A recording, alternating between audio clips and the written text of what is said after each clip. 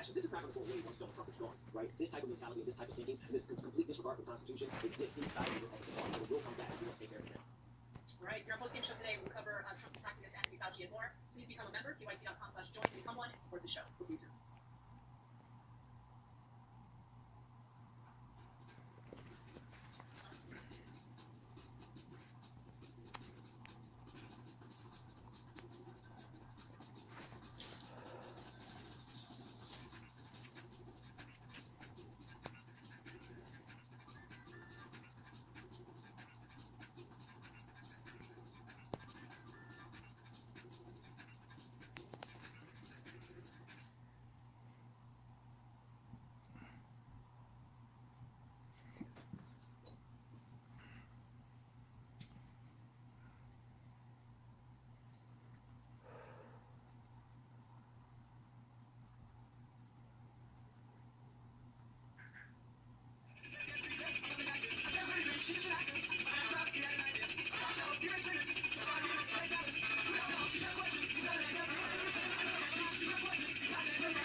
Good afternoon, good morning, good afternoon, good evening, and good for the rest of your life, friends. Like the folks over here, it's been some time. I mean, I don't know when you're actually going to pay attention, but you should pay attention now. We got Michael Shore, we got Mark Thompson, we got me, J.R. Jackson. We're here to have a little bit of, I guess, some awkward discussions about life that we hopefully won't get too deep into the seriousness of the world, even though it's kind of all that's on my mind lately, gotta be honest. I'm trying to avoid that right now.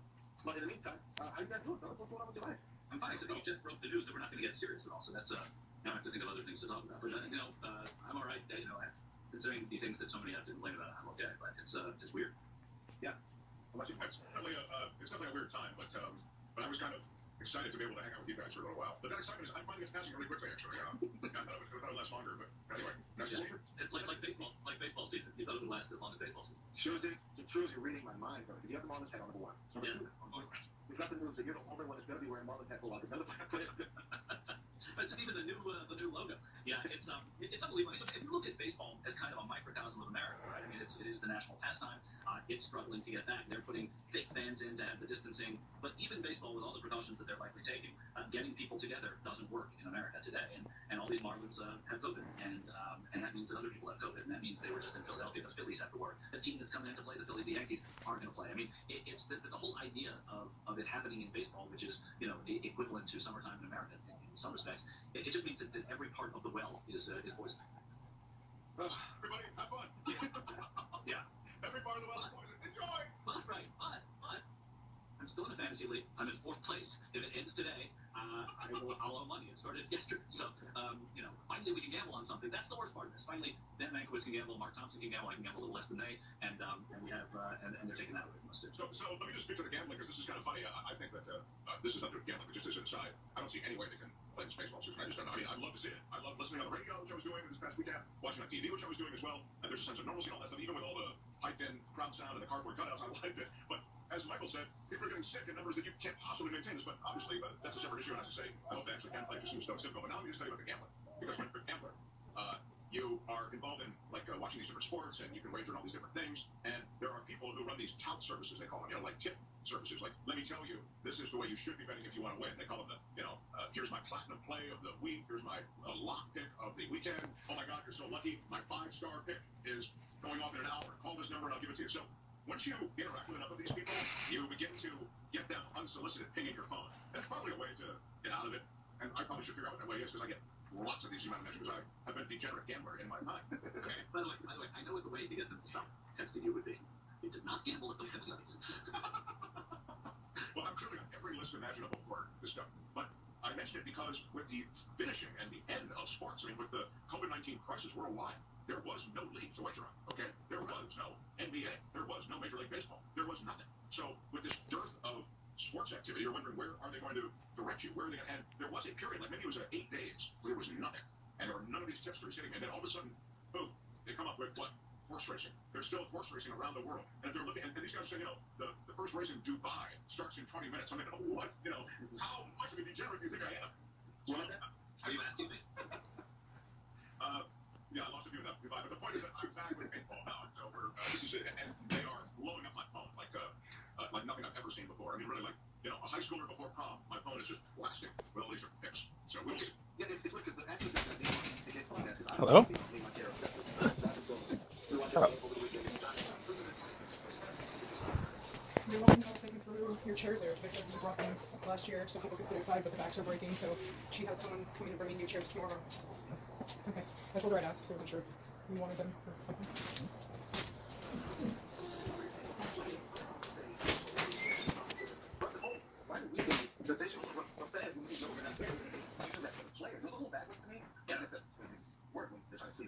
Right. The funniest is when you see a foul ball go to like where that one goes and they have to like adjust it because nobody's running for it. They're just like there. Yeah, I mean, I get why they're doing it. They're trying to have fun with it. They're trying to make the best of that situation. They're trying to get the fans involved. You can pay to have your picture there. If a foul ball hits you and you're there, you get the ball and the team signs it. And for some of the franchises, look, it felt good. I don't know if you and Wyatt JR, you had a good time with in baseball back, and I know Mark just like listening to it. It's good to have something that's normal, even if it's not the normal of its normal. The problem is that. Can I have the table so I can sit with you? Yes. So I returned the short stick on my bank card. I got these box cans, $20. And additionally, garage is $8. And two things for the price of one. So my stuff too high. They can't start laying people off. And laying university employees off because that's such a big company. And it's hard. I mean, and yeah, it's great to have sports back, but the whole notion of just sitting on the couch and doing nothing is something I've been doing for a while now. So that's sports to watch. And I wonder if we're going to go back to those. I know people miss it. I think the fans definitely will. This is we Chicago. We love every second. I mean, it's Not for us. We have a couple. listen to it as well. Sweet. The play that's happening feels what you are What's the looking song out there? so fast. Nope. I was excited about that. But again, man, once the Marlins thing happened, I'm worried, man. And also take heat from out NBA, NHL, like you said, football, those comments of how is that going to get going? I think it's impossible. Especially when you have people like Lou Williams who leave the bubble. He's not getting got a mouthful of cat food, Of course he did. so that's why he's in there. Shut up. No.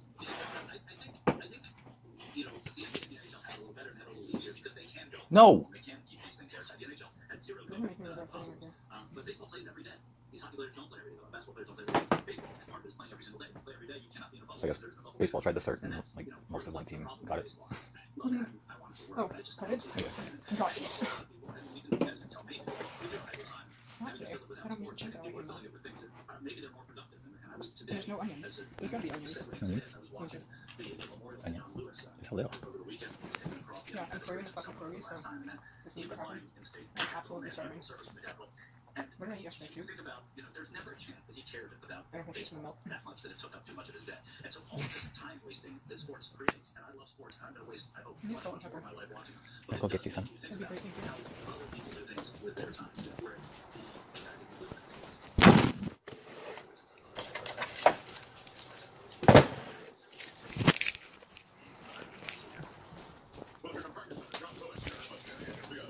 When did he eat?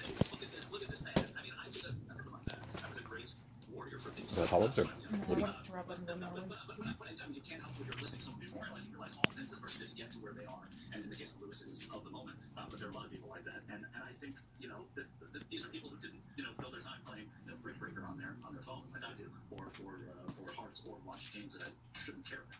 Well, it's fair to you, although I do enjoy the marinating of yourself in this sort of self-loathing that you're doing. I would say that Lewis was fun. I mean, I've seen him sing and dance and celebrate. In other words, I've seen him in what you might call, diversions of one sort or another. And so, I mean, I think he was a complete person, Of course he was, Mark, of course. And I'm not meaning to sort of take this into a sort of a lesson thing. I mean, if you read his book, his book has chapters, and you see him interviewed at different times.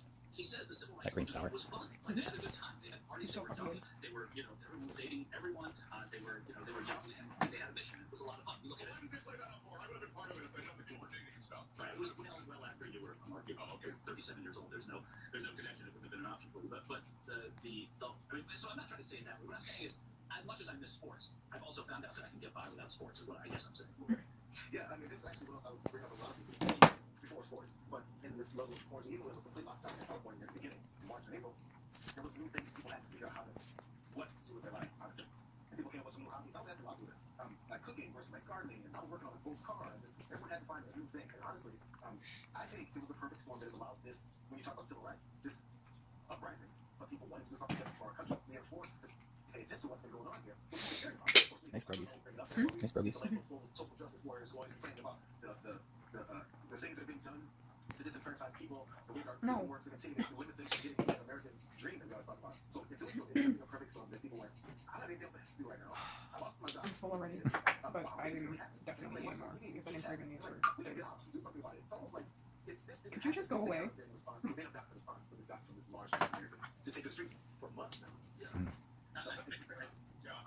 sorry. I think this is a movement of such immense momentum that I suspect that without COVID, it would still have strong.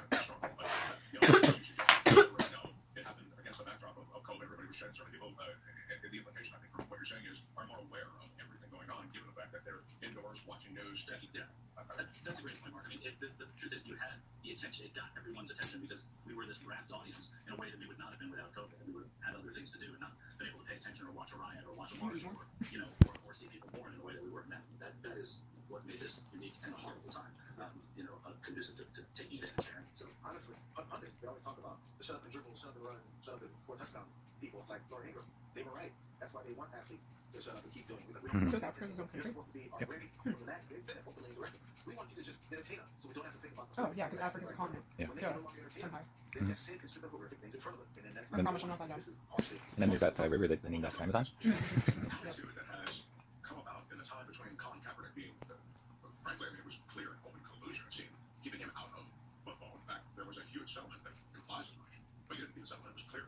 You take a look at that and look at cut to today. You have everybody beginning, baseball games around the league. They're all kneeling. I mean, there's I think it's remarkable in this very short time frame. The attitude among professional athletes and within society could have changed so dramatically. It's quite extraordinary. Well, I guess it's something good to see happening, but I don't know how much you guys can see this because both of you guys are deep thinkers when it comes to political things. How does it transition from something like what we're seeing in many cities across the country to actual results? Because that's what I'm looking for next. I don't need to see apologies and, we did this wrong, and that's not we're waiting out. We're waiting on it. We're wasn't waiting more. You're waiting out. Now, what's the next step? I think the next step, certainly, this is the first step. And one of the struggles for the civil rights movement and movements thereafter were once you get what you were striving for, it kind of fizzles, it kind of fades out a little bit. So the civil rights movement, they were about ending segregation and getting the vote. They got those things, right? They got state-sponsored versus state-endorsed segregation. They got the Jim Crow laws deleted, and then they got the vote, right? And then when there's no sort of real destination, it becomes very difficult. Now I think with this movement, it's an awakening that has awakened other people around them into how life is for an America that you might not be familiar with all the time. So that is an accomplishment in and of itself. And then you're seeing people and companies and corporations and small businesses pay attention to what has been lacking. And it's not everybody's going to do it all at once, but I think that there is a gradual change you're seeing already, and whether it improves, at least it has taken hold almost immediately. Well, we'll see where it goes. I'm hoping for some of the answers. I like the signs, I like the shot, I like the marching, and then what point do we make that turn? Who is this moving? Who's this leader? Who's the person who's going to listen to someone who's representative of this movement? It's the next step. That's what she was when I got up this morning. I'm going to be like, where's the solution? Even about heaven. I don't know if everyone's saying we got heaven. It usually fall into sort of a pro forma thing where it becomes a thoughts and prayers thing. Everybody kneels, everybody puts their hand. No, I think that's a legitimate concern. That said, it seems as though there is a political will to make at least incremental changes. And incremental changes may not be good with a lot of those who are part of the movement, but changes into the way American policing is done definitely seems to be on the table. I'm taking a break from that. Two ones. And not across the Eat board. that one. There's a bunch of stuff Major to it. changes right away, and suddenly And then they have, I think, a greater chance that one of, and the one. exit on law, Whatever ones right? aren't current as shit. They have I a will greater not. chance of kind of slipping away than if you make awareness and incremental changes in some cases, because I think that has a way of getting into Two ones is too many. the way we operate this country. And so I don't know. I think obviously you have to ban chokeholds. You have to say you can't put a knee on your knee on the neck of someone you're arresting. There are obvious rule changes that have to be made, and there's no incremental with that. Well, that's amazing. That was a rule to begin with, right? Like, I mean, can you imagine? If you look at that guy, that had a violate. Well, they fired him. He was way out of the universe of it. It was, but they still had leeway that we couldn't believe they had. And a lot of that leeway was taken away. And that's not the incremental change I'm talking about. But I'm talking about the workspace. I'm talking about the masthead. I'm talking about the school administration. All like that. I think that if you do it in a ceremonial way, then it doesn't stick. But if you do it in a very organic way, and a lot of the time that's incremental, it is much more important because it endures. And so I think there has to be a mix, obviously. And gradual change is not always the best, obviously. But I do think that in this case, in some cases here, it should. So, just real quick, you guys, as we were about to end this first section we have, I'm curious because last week I think Donald Trump raised the teleprompter and didn't go off, and he got praised for it. I'm just curious, he's one of you guys. He did it. So look at the full numbers, look at where he stands, see what he's doing. It seems like self-sabotage every day that he says, he writes anything. Is there anything he can do where enough people go, oh, he's turned that corner? Because the name will say so right when we read the teleprompter. Is this over and done with? Because that's what I would like to hear. People say, it's over and done with, it's over, and it's frustrating. I can share. You can't answer this with, unfortunately. I think this is a longer conversation. We can certainly have shortly, but I mean, Mark, would you agree? No, it's obviously. I mean, well, it's as long or short as you want it to be. We should bottom line it, but the truth is that, unfortunately, probably for it to get its just desserts, we need to give it some time. My line answer is no. I don't think there's anything that Trump can do to change this. And should concern us. Right. Yeah. So you guys, I think go ahead and get to the meat of both of those stuff because I'm extremely interested in both takes to see where they maybe are they comparable to what you guys believe is happening and what happened versus what differences you guys have on it. Because again, I'm just saying you guys talk about this, so I got to keep it. He's nice face tracking that town.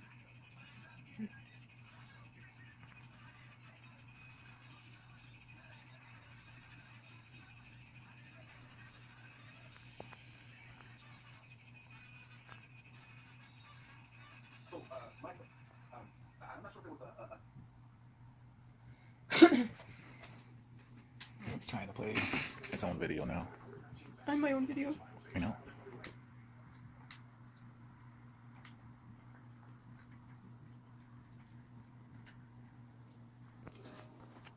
Okay.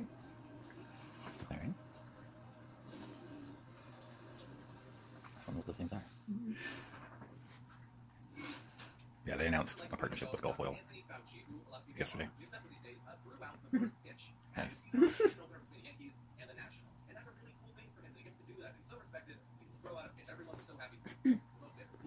No. Go. Go. You asshole. Yes. Go.